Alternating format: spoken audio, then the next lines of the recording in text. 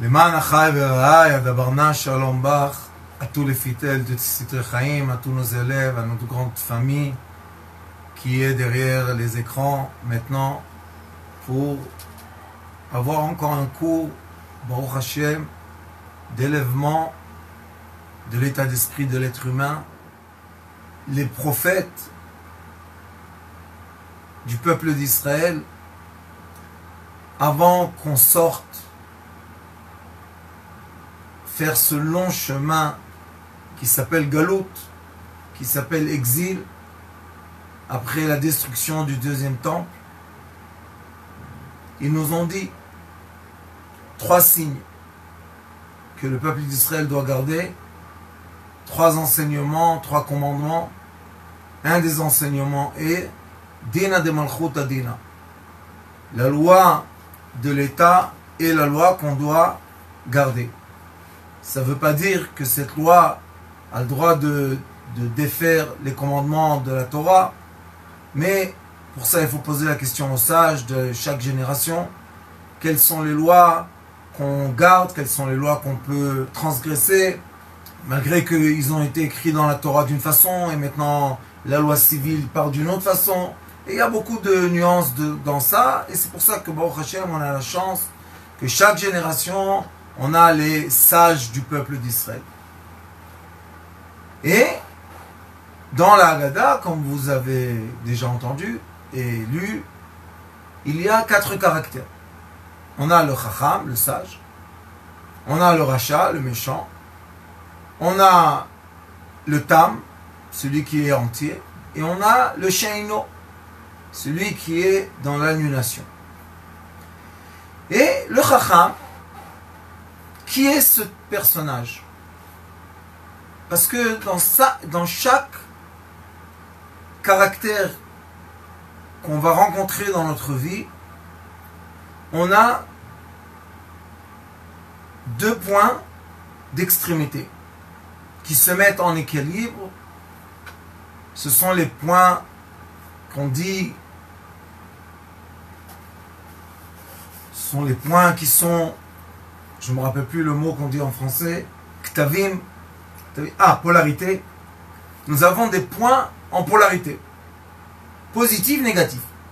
Donc j'ai le sage positif et le sage négatif, j'ai le rachat positif et le rachat négatif, j'ai l'entier positif et l'entier négatif, et même dans l'annulation, j'ai les forces positives et les forces négatives.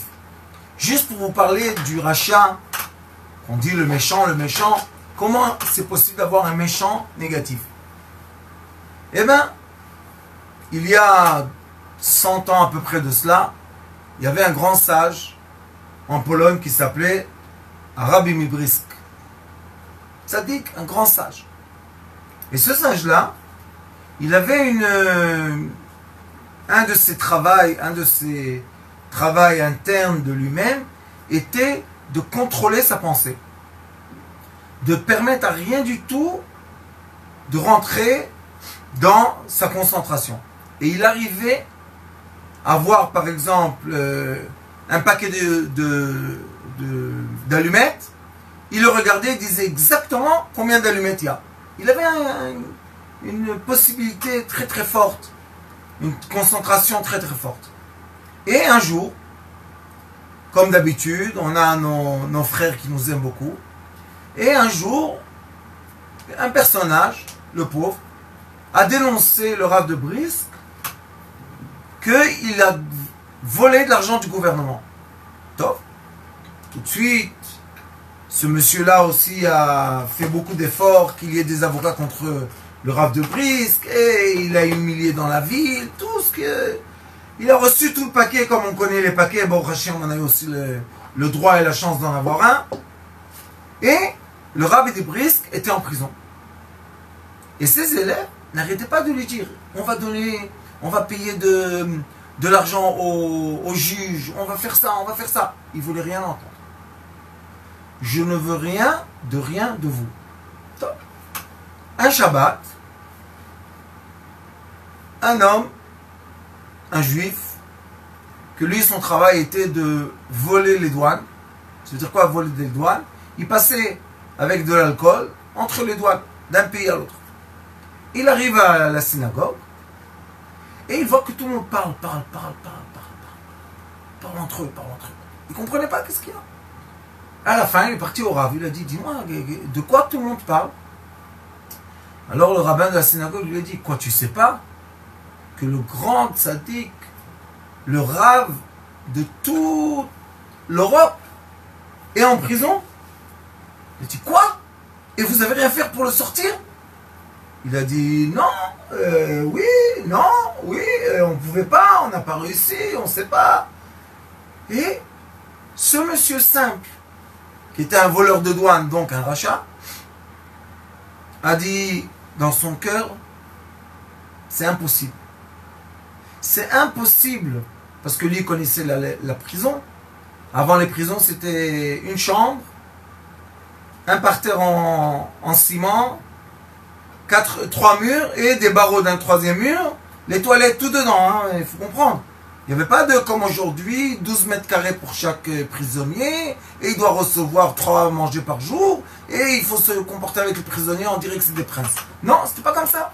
Avant, la prison, c'était quelque chose de très désagréable. C'est pour ça que avant, la menace de prison était une vraie menace. Aujourd'hui, la menace de prison, c'est même pas une menace. Il y a des gens qui souhaitent d'aller en prison, c'est beaucoup mieux que leur maison. Et ce personnage a décidé que c'est impossible. Comment on peut accepter la présence du grand rabbin dans une prison? Qu'est-ce qu'il a fait? Il est parti dans la douane. Il a dit à ses amis les douaniers qui leur donnaient chaque fois de l'argent ou de l'alcool, il leur a dit, attrapez-moi et mettez-moi dans la prison. Top. Ses copains, douaniers, il leur a donné de l'alcool, ils l'ont attrapé, ils l'ont mis devant un juge, ils l'ont jeté dans la prison. Il rentre dans la prison, et qu'est-ce qu'il voit? Il voit tous les gens, comprenez, avant les gens vulgaires et tout, c'était pas des gens agréables. Il les voit tous comme ça dans la chambre, et il voit dans un côté un sage assis. Il bouge pas. Il bouge pas. Il n'essaie pas d'être ami avec eux, il n'essaie rien du tout. Il est dans son coin, il ne bouge pas. Il a compris tout de suite que c'est le rabbi de Brisk. Avant, il n'y avait pas comme aujourd'hui WhatsApp, les photos, les histoires. Il a compris que c'était lui. Et qu'est-ce qu'il a fait? Avec sa sagesse, le rachat, le chacham du rachat, dans le rachat, il y a le chacham. Et on a tous les 4 caractères en nous. La question, c'est quel caractère sort et dans quelle polarité on le fait sortir.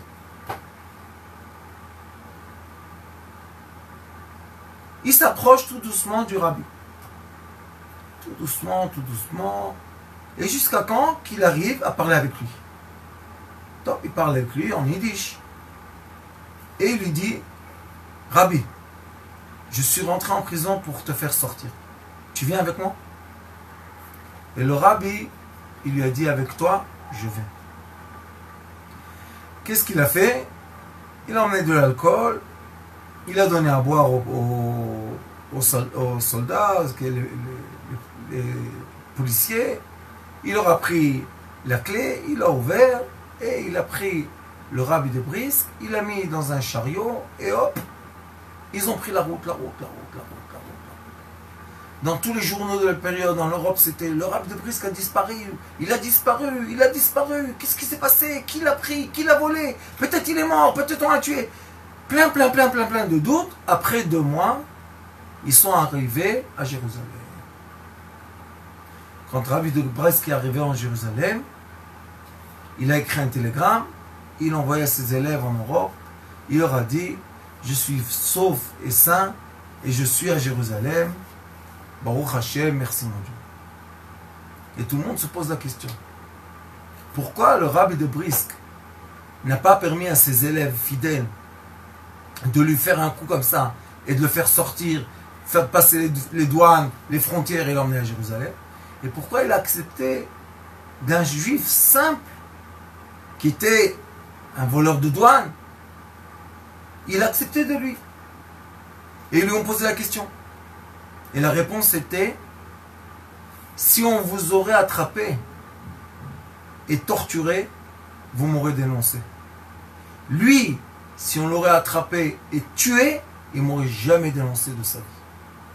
Donc on voit que dans le rachat, qu'à nos yeux, c'est l'ignorant, c'est quelqu'un de bête, blablabla, on voit qu'il y a des moments qu'on peut compter seulement sur lui. Seulement sur un voyou, il y a des moments qu'on peut compter dans la vie. Parce que les voyous ont des lois de fidélité que nous, les gens normaux, on n'en a pas.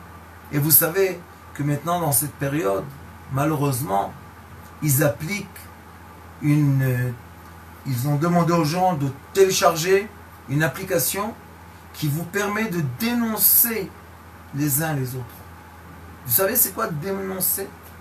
Tous les jours on prie la minim et la malchinim al tiye tikva. Ceux qui dénoncent, Dieu ne leur donne aucun espoir. Et qu'est-ce qui se passe? Regardez qu'est-ce qui se passe. C'est vraiment la Haggadah de Pessah. C'est vraiment la Haggadah de Sitrei Chaim. Que les gens t'aiment à un certain âge, 80 ans, ça y est, tu es entier, tu as fait ta vie, tu as tes petits-enfants, tu as arrière-petits-enfants, ça suffit. Eux maintenant, malheureusement, se réveillent à dénoncer leurs voisins, leurs personnes qui sont autour d'eux. Pourquoi? Parce qu'on leur a fait tellement peur que les gens âgés ne peuvent pas résister ce virus. Je ne veux pas rentrer dans l'histoire, je vous ai déjà dit que je ne rentrerai plus dans l'histoire, qu'est-ce qui est vrai, qu'est-ce qui est de la manipulation et qu'est-ce qui est de les stratégies mondiales, ça ne m'intéresse plus d'en parler. Mais ce qui est sûr, c'est que maintenant, dans ces moments-là, le caractère de l'être humain est en épreuve. Et ce que vous devez faire et comprendre, c'est que Dieu Tout-Puissant a mis la planète en épreuve de caractère. Et chacun de nous, sage, méchant et entier, ou celui qui est dans l'annulation totale, son caractère est mis en épreuve. C'est mis en épreuve. Pourquoi? Parce que maintenant on est juste en famille, dans les maisons fermées, et maintenant celui que dans la rue, chaque fois il disait non, moi ça fait rien, vous pouvez me faire tout, je pardonne tout le monde, tout va bien. Tout d'un coup, quand son fils l'énerve, il s'énerve sur lui. Ah, papa, tu étais dans le bitoul, tu étais dans le rien. Comment tu t'es énervé? Tu t'es énervé pour l'éducation? Non. Tu t'es énervé parce qu'il n'a pas fait ce que tu veux qu'il fasse. Et avant qu'on rentre dans le caractère, qui est le caractère que chacun en nous, qui est la colère, qui est mis en épreuve maintenant dans des échelles que je ne pense pas que l'humanité a connues jusqu'aujourd'hui, on va parler du sage. Parce que le sage est le premier qui est mis en épreuve dans cette période. Vous savez, être un berger, être un sage, c'est avoir beaucoup de responsabilités sur soi. Et chaque parole qu'un sage dit emmène au bout du rouleau à des comportements qui ne sont pas toujours adaptés ou en accord avec la parole que le sage a dit. Donc dans cette période-là, les décisionnaires qui doivent prendre les rênes de conduire le peuple d'Israël et le monde entier sain et sauf dans cette tempête sont très difficiles. Ils doivent prendre des décisions qui vont imprimer la prochaine génération. Ils doivent être capables de nous donner des informations qu'on pourra transmettre à nos enfants et peut-être petits-enfants déjà, pour que eux sortent de cette période des êtres. Et non pas que Dieu nous en préserve de ça, mais devenir des monstres. Parce que l'être humain a deux polarités. Les sages disent O mitachat le maaseh abehema shed, il peut être inférieur au comportement bestial et devenir un monstre, Au-delà, et tu peux être au-delà des anges. Toi, l'être humain, oui, chacun de nous, jusqu'au dernier souffle de notre vie, dit Rabbi Meir, Lo ismoch adam al atzmo ad yom moto. Tu ne peux pas compter sur toi jusqu'au dernier souffle de ta vie. Parce que si au dernier souffle de ta vie, malheureusement, tu as tout dénié, tu étais en colère sur ta vie, tu étais dans le débat de tout ce que tu as fait, si ça s'est passé comme ça, tu as tout perdu. Et il y en a qu'à la fin de leur vie, ils étaient méchants toute leur vie, ils ont fait des bêtises, tout. Au dernier moment, dit Akadosh Baruch Hu, je t'attends au dernier souffle. Si dans ton dernier souffle tu dis Shema Yisrael Adonai Eloheinu Adonai Echad, si tu fais Kriyat Shema, tu es comme un tzaddik.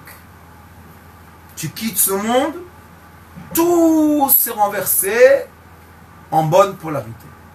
Donc vous voyez que nous sommes dans une période que les sages, qui doivent être les bergers de cette période, les gens envoient énormément de questions au rabbin. Qu'est-ce qu'on fait? Comment agir? Comment parler? La famille, oui les vieux, non les vieux, beaucoup de choses.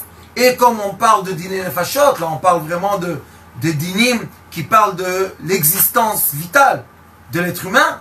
Donc dans cette période, c'est sûr que les sages doivent donner les réponses d'après l'intensité et le danger de cette période.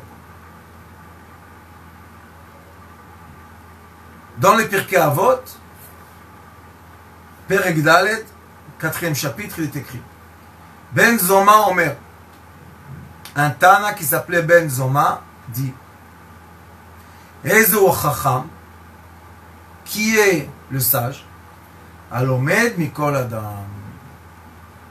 Qu'est-ce qui se passe la nuit de Pessah? La nuit de Pessah, il est écrit Keneged Arba'a Banim Dibra Torah.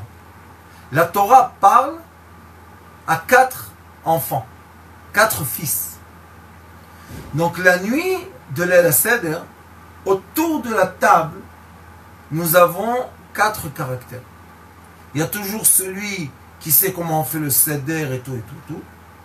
Il y aura toujours celui qui aura plus faim, plus envie de manger qu'entendre le Seder. Il y aura toujours celui qui est entier dans son comportement, qu'il est complètement pur. Et il y aura toujours celui qui dit ça fait rien, qui s'annule, ça fait rien. Normalement c'est les vieux.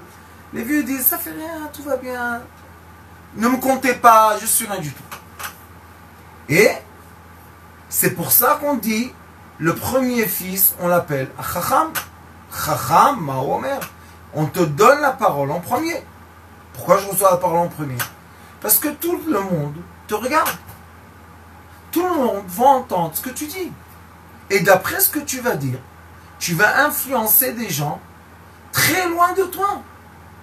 Tu ne sais pas qui va t'entendre. Quel est le 10e millier d'êtres humains qui va entendre ton cours et qui va le traduire comme lui il veut, comme lui il vit, comme sa polarité. Et un jour, après 10 ans, on va venir avec une question à ta porte et tu vas dire mais qui est le sage qui vous a dit de faire ça? Et on va t'enlever la vidéo, voilà, rabbin, c'était qui? C'était toi.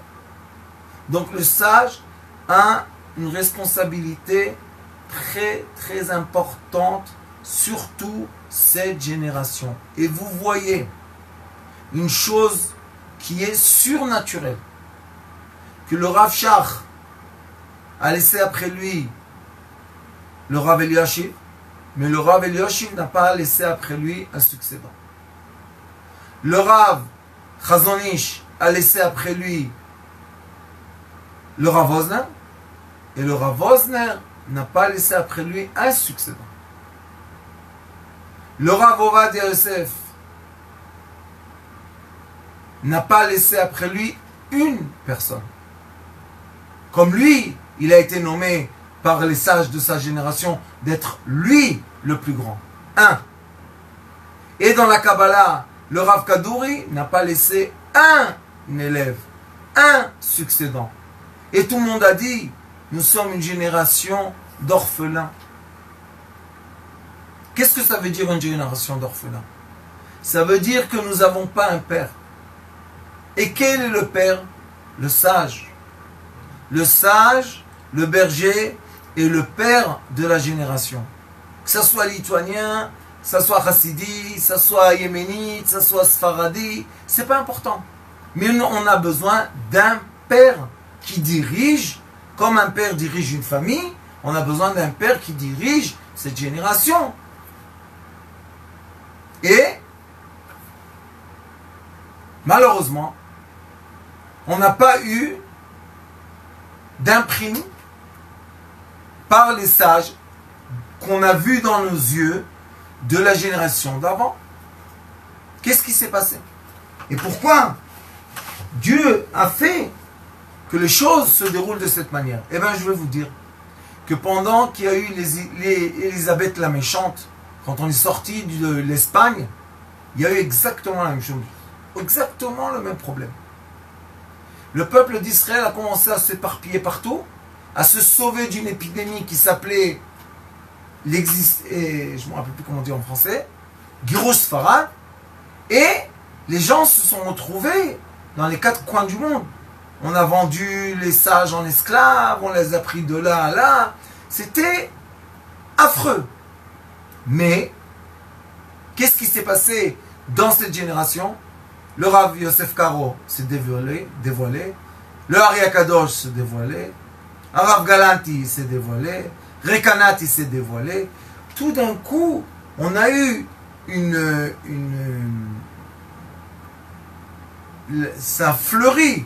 Tous les arbres secs ont donné tout d'un coup une fleur. Quelle était la fleur et quel était le fruit? Qui est grandi de lui-même. Ça veut dire qu'on a eu des gens qui se sont dévoilés d'eux-mêmes.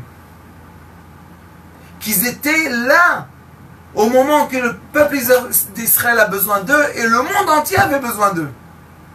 Puisqu'aujourd'hui la Kabbalah, elle est diffusée dans le monde entier. La halakha, c'est dans le monde entier, c'est pas seulement les juifs. Et vous voyez que ces gens-là se sont dévoilés d'eux-mêmes. Qu'est-ce qui s'est passé? Le Rav Wosner Zatzal disait, le peuple d'Israël a un flair pour ses bergers.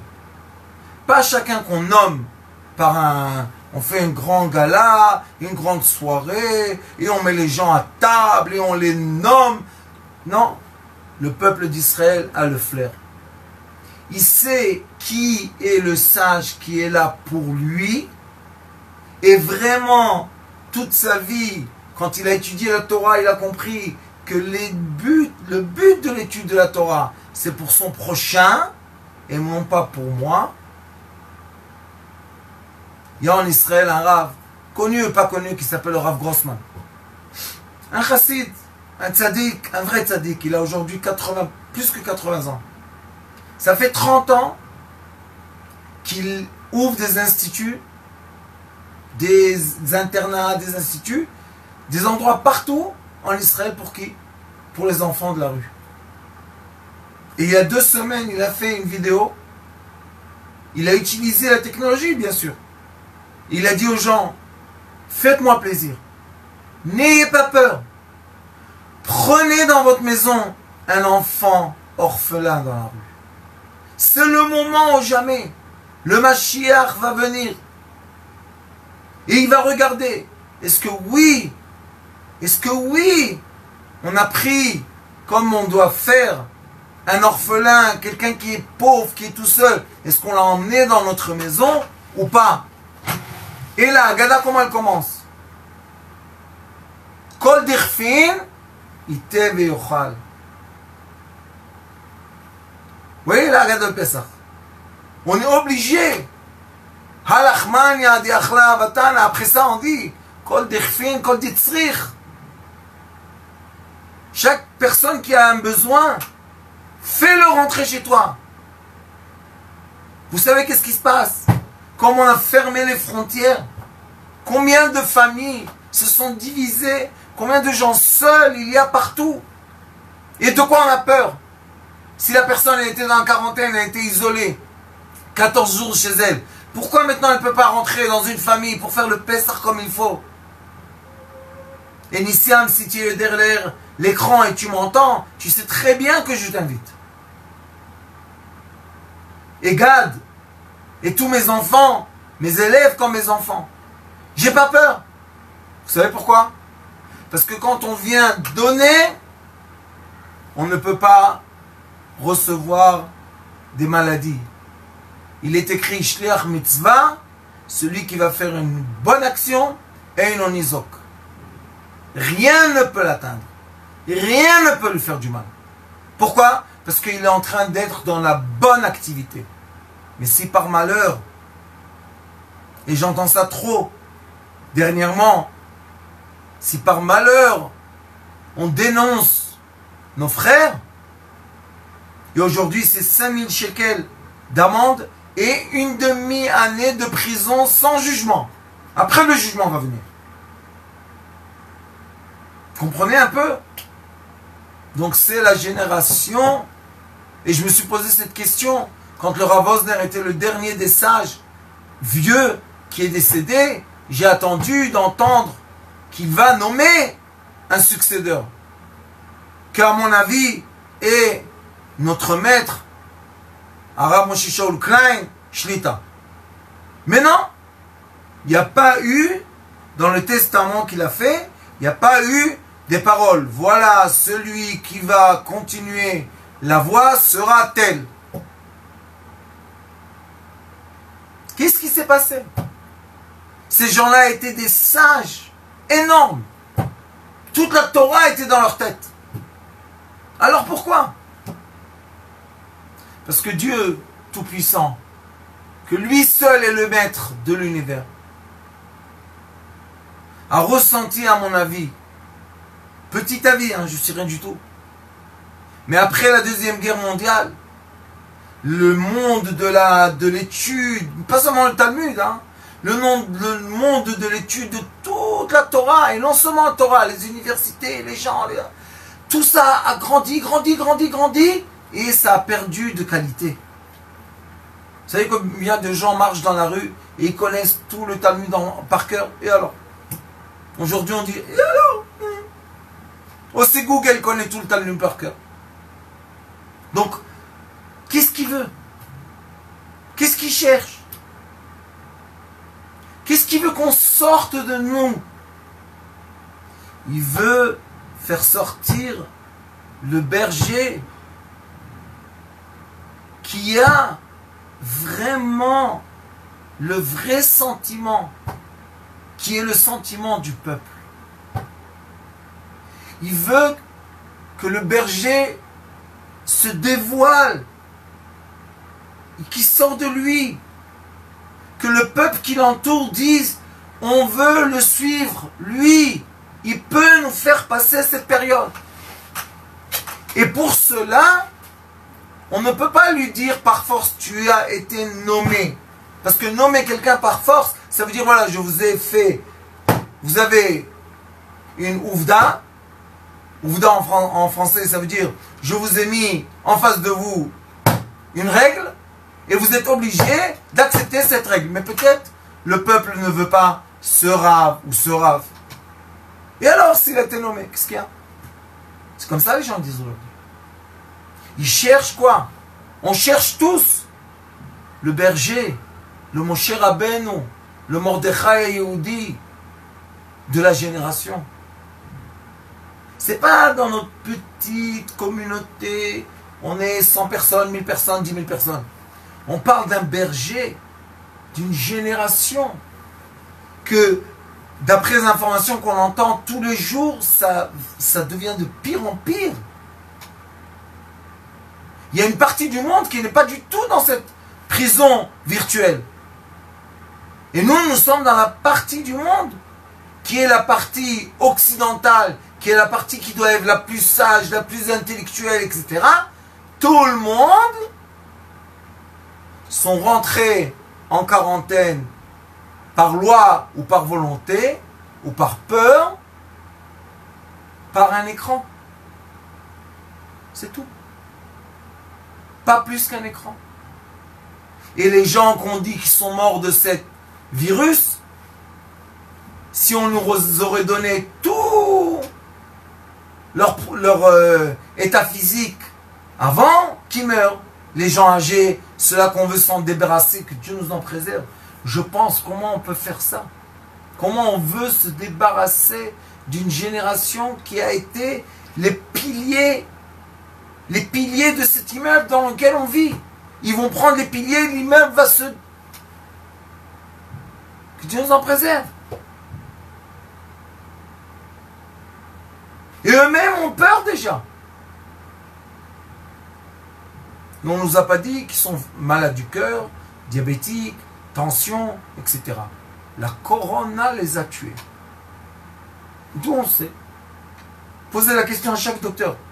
Comment le docteur peut dire que la personne a été morte par une certaine chose? On ne sait pas. Peut-être arrêt cardiaque, peut-être la mort naturelle, peut-être insuffisance du cœur, peut-être les poumons incapables de respirer, peut-être, je ne sais pas moi, un stroke, peut-être. Donc le sage, Ezo Achacham, Ezo, Miou Vezeu, qui est ce sage? Alomed Mikol Adam. Ça veut dire que la nuit de Leila Seder, le sage doit être celui qui est à l'écoute. Mazé Mikol Adam. Vous vous rappelez que je vous ai dit, Chacham Ma ou Omer, Rasha Ma ou Omer, Tam Ma ou Omer. Ma, c'est 45 Adam. Donc le Pirkei Avot nous donne un remez, un grand remez. Ezo achacham alomed mikol ma. Mikol, c'est quoi ma? Quoi? De chaque réflexion, de chaque interruption des élèves ou de la famille ou tous ceux qui sont à table, on doit étudier de ça. On doit en sortir une étude. Ça veut dire qu'on donne un respect inimaginaire à l'âme qui est dans chacun des 4 caractères. Et ça, c'est la paix. Ça, c'est Oseh Shalom b'Muamav ou Yaseh Shalom Aleinu. La paix, c'est quelque chose, il y a assez. C'est une action active. Ya'aseh Shalom, Ya'aseh Shalom, Shalom Aleinu ve'al kol Yisrael. Ya'aseh Shalom, Ya'aseh Shalom, Shalom Aleinu ve'al kol Yisrael. U'oseh Shalom b'Muamav. Il fait la paix dans les cieux. Ou Ya'aseh Shalom Aleinu. Il fera la paix entre nous. Ve'al kol Israël et sur Israël. Ya'aseh Shalom b'Muamav. Ou Ya'aseh Shalom Aleinu. Ve'al kol Israël. Venomar Amen. Et on dira Amen. Que il y aura la paix. Et il est écrit dans la Haggadah que les sages aiment mechashvei haitim. Les sages, ce sont ceux que malgré qu'au début de la Haggadah, ils ont réveillé la colère. Afata et Morlo, ils ont réveillé la colère. Malgré ça, parce qu'ils se sont séparés du peuple d'Israël. Malgré ça, la polarité inverse de ces sages-là, qui se bousculent cette nuit de la Seder, comme je vous ai dit, à Laïla, on lit à l'endroit et à l'envers de la même façon. La polarité inverse est quoi? Mechashve Aitim. Les sages ont la force de décider le mois, la semaine, le mois de Pessah. Vous imaginez si les sages poussent le mois de Hadar, ils font 2 Hadar, 2 mois de Hadar, ils font. Donc nous, à Pessah, on va faire quoi? On va faire Mishta Yain. On va manger et boire. Et un mois après seulement, en Iyar, on va faire Pessah. C'est très dangereux. C'est karet. Manger Chametz, c'est karet. Alors vous comprenez la responsabilité qu'ils ont. Et c'est pour ça que eux, qu'est-ce qu'ils font?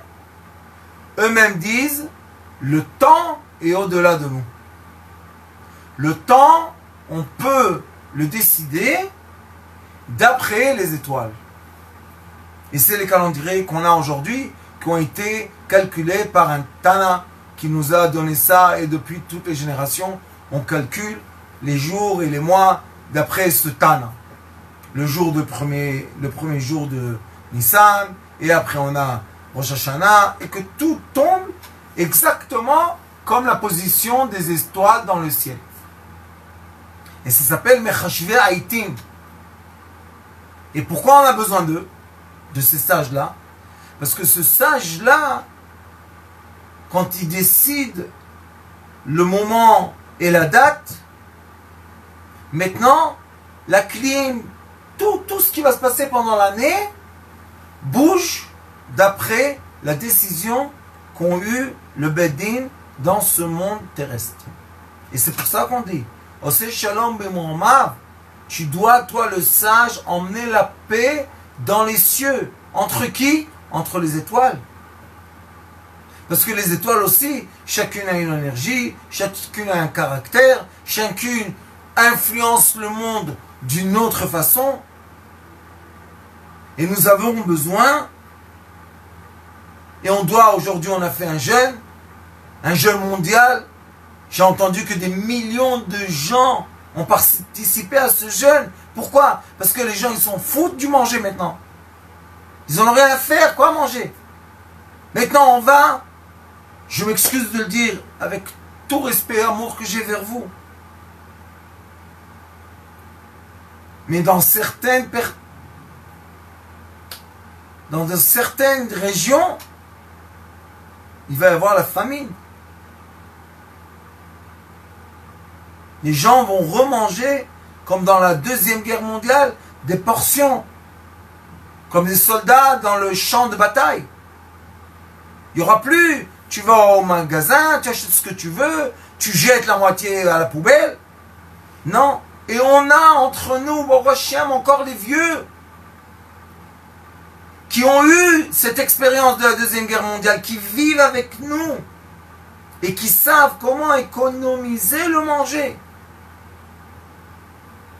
On a les vieux de Jérusalem qui ont vécu Milchemet Shichrour, Milchemet Shesh Ta'amim, Milchemet Yom Kippour. Ils ont vécu les guerres que Jérusalem a été complètement fermée et il n'y avait plus, presque à boire, il n'y avait plus. Ils ont vécu, ils savaient comment utiliser chaque chose pour emmener tout à la performance. De quoi? De survie, de nourriture. Donc oui, on jeûne. Et oui, on veut réveiller les cieux. Et oui, on veut demander à Kadosh Baruch Hu. Ça suffit. Dévoile-le. Montre-nous ce qui se berger. Et on va tous se suivre. Pourquoi? Pour que la terre d'Israël enfin s'ouvre comme une fleur dans le printemps. Et nous montre le cœur de la fleur qui est quoi? Beth Amikdash. On doit tous languir le Beth Amikdash.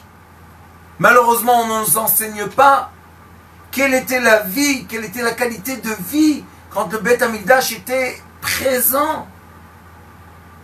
Vous savez c'est quoi les Kohanim, les prêtres? Le matin et soir, ils faisaient un korban qui s'appelle Korban Atamid. Pourquoi? Pour annuler toutes les fautes du peuple qui sont passées la nuit, et quand ils faisaient le korban l'après-midi, c'est toutes les fautes qu'on a fait pendant toute la journée. vous comprenez qu'il y avait des gens sur terre, des êtres humains, que toutes leurs pensées étaient rentrées dans le sein. C'était rentré de Beth Amikdash. Qui pouvait être là-bas? Il y avait une force électromagnétique immense. Seulement les Kohanim, qui étaient des vrais Kohanim, pouvaient rentrer là-bas. Et qu'est-ce qu'ils se faisaient toute la journée? Ils sacrifiaient, ils donnaient des sacrifices pour qui? C'est pour ça que ça s'appelle Avodat Beth Amikdash. C'était un travail pour épargner leurs frères qui sont à l'extérieur. À un point qu'il y a une mitzvah qui s'appelle mitzvah Paradouma, avec le de Dieu qui se dévoile vraiment dans nos jours mamash. Et ça dépend seulement de nous. Ça dépend de notre cœur, ça dépend de notre volonté, ça dépend de notre pensée et la direction de la pensée qui doit être verticale vers la lumière blanche.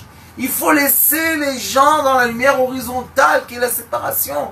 Laissez les gens, on est différents, on sait qu'on est différents. Ça sert à rien. Ça sert à rien de trouver les différences. Ça existe. Mais si nous tous, les 4 caractères, comme dit le Shainot pendant toute la Haggadah, levez votre conscience vers les cieux. Il y a un homme sage dans le Vatican, dans l'université du Vatican, qui s'appelle professeur Martin. Quand il a entendu qu'on a essayé de monter les Nations Unies de la Lumière, il m'a téléphoné, il m'a dit c'est quoi? Je lui ai dit que tous les peuples du monde arrêtent de se faire la guerre les uns et les autres, mais qu'on lève tous nos yeux vers les cieux comme ça, tous vers lui. Il y aura la paix sur terre. Il m'a dit, Rav, je suis le premier participant. C'est pas quelqu'un de n'importe qui, hein. C'est quelqu'un de très puissant. Il m'a dit, je suis le premier participant. Parce que oui, tu as raison. Il est temps que l'être humain lève tous les yeux vers un Dieu. Dieu appartient à personne. Dieu, ce n'est pas un livre ou une poupée ou une statue. Dieu, c'est le maître de l'univers. On est tous ses enfants. Et vous voyez que la Seder, qui est la nuit de la délivrance, qu'est-ce que ça veut dire que tu nous dis? Contre 4 fils, la Torah parle, et un est le méchant. Qui? Le deuxième, le Chacham et le méchant. Qu'est-ce que c'est ça? Le méchant, jette-le de la maison.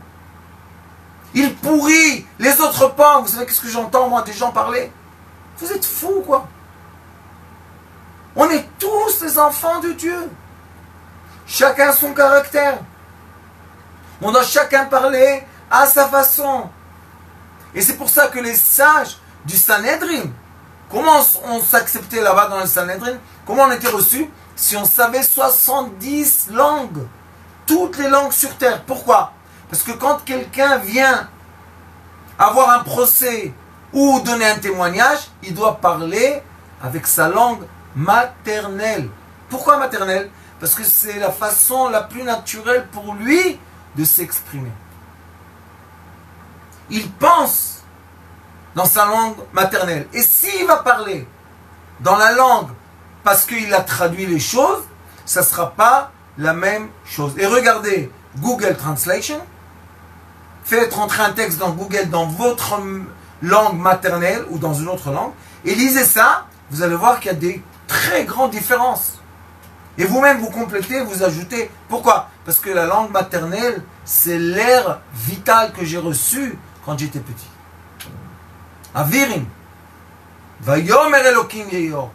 Dieu a dit, il y a eu un souffle de lumière qui a créé la lumière. Et comme nous sommes tous de la lumière, on est tous les enfants de la lumière,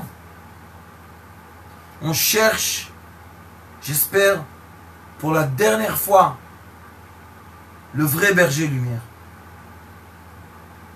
Le berger qui est cette capacité internationale d'amour de son prochain. Le berger que tous les dirigeants du monde se soumettent à lui.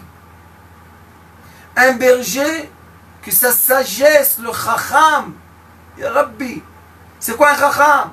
C'est celui qui a l'encyclopédie par cœur dans sa tête? Non. Le chacham, c'est celui qui sait parler avec chacun. Dans son langage, dans sa matière, dans sa pensée.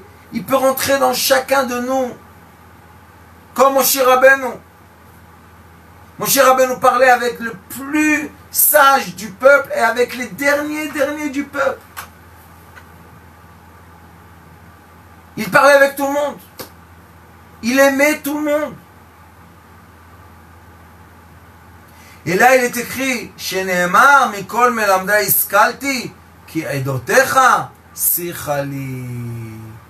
J'ai étudié de chacun qui m'a enseigné qui edotecha. C'est quoi edotecha? Shekol kavanati aita la shamayim bilvad. Edotecha, c'est le témoignage. Toi Dieu, tu es témoin que tout ce que j'ai fait pour te glorifier. Edotecha sichali. Ma conversation, mon langage, et quoi? Edotecha. Chacun qui va m'entendre parler va entendre dans ma parole que je témoigne le sage, la présence et la lumière divine. C'est ça. Je dois m'exprimer d'une telle façon que la personne qui est de l'autre côté, qui m'entend, qui me voit, ressente l'amour de Dieu, la crainte de Dieu. Parce que toute cette étude que j'ai étudiée de Torah, c'est pour me transformer en lumière. Le Torah, or, il est écrit. La Torah, c'est la lumière. Et si j'arrive à parler un Dvar Torah et illuminer mes frères, mes sœurs, ça veut dire que j'ai pris la bougie qui s'appelle Ner Hashem, la bougie de Dieu, Nishmat Adam, allume chez ton prochain. Oh, cette flamme magnifique, cette chaleur qui vient tout d'un coup dans le printemps et qui fait sortir du bois sec une fleur. Vous savez quel miracle? Maintenant mes enfants, Baruch Hashem, ils ont plus de temps d'apprécier la nature. Je leur montre tout d'un coup un arbre qui était sec. Je leur dis, regardez, regardez. Une fleur. Vous savez quel miracle? Une fleur, une poule. Le matin, hop, il y a un œuf. Miracle, un œuf. D'où il est sorti? Ce sont des miracles. Oui, on peut expliquer de façon naturelle, oui. Mais moi, l'être humain, quand je le vois, ma respiration, je perds de respiration. Et vous savez qu'il y a une halakha qui dit mitzvah bikurim. C'était quoi les bikurim? On emmenait au temple le remerciement à la lumière éternelle qui a fait sortir du bois sec la première fleur. Première fleur qui est sortie, on mettait un petit fil comme ça, et c'était la remarque que c'était la première fleur, et le fruit qui sortait de cette première fleur, on emmenait au Beth Amikdash. Il est écrit dans la Mishnah, quand il venait au Beth Amikdash avec les Bikurim, tout le monde arrêtait de travailler dans les rues de Jérusalem, et tout le monde les saluait, et il les accueillait. Qu'est-ce qu'ils ont emmené? Le premier fruit d'un arbre. Il est écrit que le roi Agrippas, le roi, prenait les cordes, c'était des paniers comme ça avec des cordes Les riches emmenaient des paniers en argent, en or, et les pauvres emmenaient des paniers qui étaient faits avec du bois, et lui-même, il prenait le panier comme ça, au-delà de sa tête, et il l'emmenait au Beth Amikdash. Pourquoi? Parce que c'est un grand kavod. C'est un grand kavod de montrer à tout le monde qu'on a la crainte et l'amour de Dieu. C'est ça le vrai kavod. Le kavod qu'on reçoit par la violence, par le faire du mal à son prochain, c'est pas un kavod. Ça, c'est seulement une réaction et une dépendance. Le vrai kavod, c'est quand les gens regardent et disent waouh, waouh, les paroles me réchauffent. J'arrive à allumer en moi quelque chose qui était éteint. Et maintenant, cette chose-là me fait vivre. Tu sais, c'est quoi la vie? Quel cadeau, quel bonheur de vivre. Cette période est une des périodes les plus belles dans l'histoire de l'être humain, de l'humanité. Pourquoi? Parce que les bergers vont se réveiller d'eux-mêmes. Bonne nuit et beaucoup d'amour. Et à très bientôt. Je vous aime vraiment du fond de mon cœur. Laïla Tov. Notre rôle maintenant, c'est détecter notre lumière et en profiter au maximum. Et quand on a un plaisir ou un désir, la porte s'ouvre encore plus grande. Vous comprenez, c'est quoi la lumière? Lumière, amour. C'est pas important qui tu es, où tu es, comment tu es.